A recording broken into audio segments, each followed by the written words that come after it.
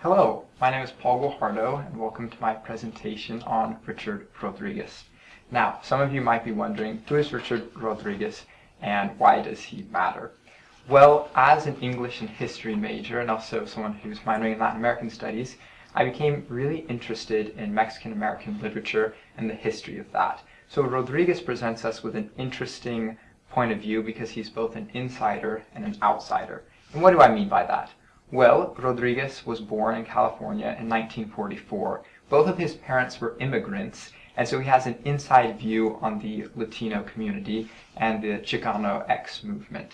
However, when he went to school, his professors, his teachers, all wanted him to speak English, and so he had to leave behind Spanish. In fact, it became such an issue for him that when his family would visit from Mexico, he wouldn't want to engage with them in Spanish and felt awkward. So then, even though he was an insider, he became an outsider.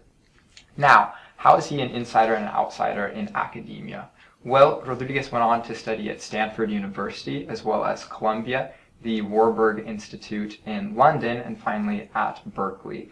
However, he did not choose to finish his doctoral dissertation on Renaissance literature at Berkeley and decided instead to be a freelance and creative writer. He wrote for PBS Newsweek for a number of years, and he was also invited to be a speechwriter for President Clinton. Because of this, his work is outside of academia. He was never a professor, but in the autobiographical collection of essays, Hunger of Memory, he tells us a little bit more about his struggles. So a quote from the book is, "Consider me a comic victim of two cultures." And why does he say that? Well, he took a stance in Hunger of Memory against affirmative action and bilingual education. Part of the reason for that was because he believed that his ability in English had allowed him to receive more opportunities, and that Spanish was a private language. In fact, when his book was first reviewed by the New York Times Review of Books, they praised it and were very encouraging of it. However, members in his own community, the Latino community, kind of started to criticize some of his views. So because of that, yet again, he was an insider and an outsider.